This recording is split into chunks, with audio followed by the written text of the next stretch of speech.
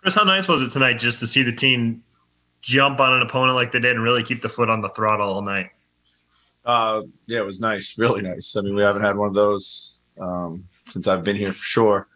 Really good approach, which we talked about today. This game was going to be about our approach and our effort and our execution early in the game. We wanted a big start. Is that a step forward too? Because like approach hasn't always been there, given certain nights, certain opponents and whatnot. So to see this, like, is that a growth point? Do you think? I believe so. 100%.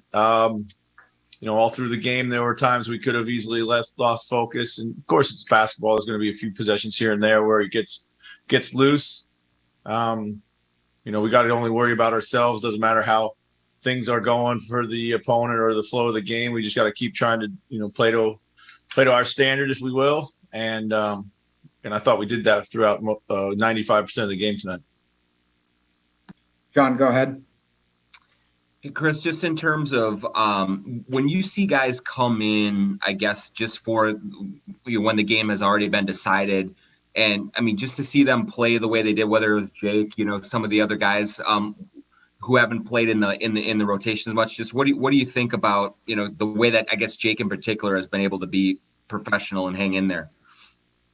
Well, I think it's of course speaks to Jake, and Ed's another one. We've talked about him. What kind of pro he's been and vet leader for us. It's what we're trying to build here. It's not about one guy and a platform for any one guy. It's about trying to come in and play in within the system and make your teammates better, and play hard. I thought Jake did that. And, I've used this example before. Jared Vanderbilt has, been phenomenal for us in a lot of ways, and he got that opportunity through garbage time minutes in the losses against Brooklyn and Milwaukee. So we're looking at everything, valuing every minute on the floor. Chris Hine, go ahead. Chris, just how is maybe the approach of guys in terms of focus, being ready at the start of games? Because that was a kind of a problem earlier in the season, and then early on after the All-Star break. How has that changed for this group over the course of the season? Well, I think it's changed, Chris, because guys have more of an expectation that they're going to win. They're going to do the things necessary coming out of the gate to win, rather than just like here, having the approach of like, here we go, here's another game, let's see where it takes us. I think guys are just a little bit more focused. We've been stressing that we want better starts, and the starts aren't. I told the guys tonight, starts is not indicative of what the scoreboard says. It's indicative of whether we're playing with maximum intensity, playing with pace, getting to the right shots, whether they fall or not. That's sometimes beyond our control. But are we into the ball? Are we executing the game plan right off the bat? And if those things are a yes, pretty much down the board, and I think they've been that for largely the last run of games.